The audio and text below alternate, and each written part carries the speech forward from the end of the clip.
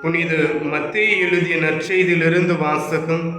அதிகாரம் 17, இறை வார்த்தைகள் 1 முதல் 9 முடிய. இயேசு பேதுருவையும் யாக்கோபுவையும் அவர் சகோதரனான யோவானையும் ஒரு உயர்ந்த மலைக்கு தனிமையாக கூட்டிக் கொண்டு போனார். அங்கே அவர்கள் முன் அவர் தோற்றம் மாறினார். அவரது முகம் கதிரவனைப் போல ஒளிர்ந்தது. அவருடைய ஆடைகள் ஒளி போன்று வெண்மையாயின. இதோ மோசேயும் எலியாவும் அவர்களுக்கு முன் தோன்றி இயேசுவோடு உரையாடி கொண்டிருந்தனர். பேதுரு இயேசுவை பார்த்து, ஆண்டவரே, நாம் இங்கேயே இருப்பது நல்லது.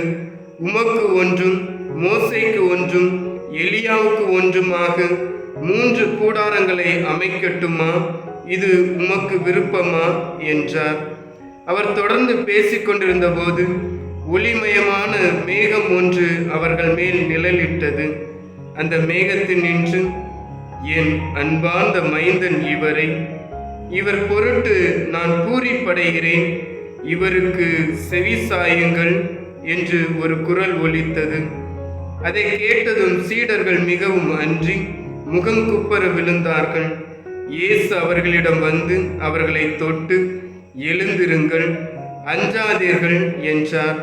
அவர்கள் நிமிர்ந்து பார்த்தபோது இயேசு ஒருவரை தவிர வேறு எவரையும் காணவில்லை.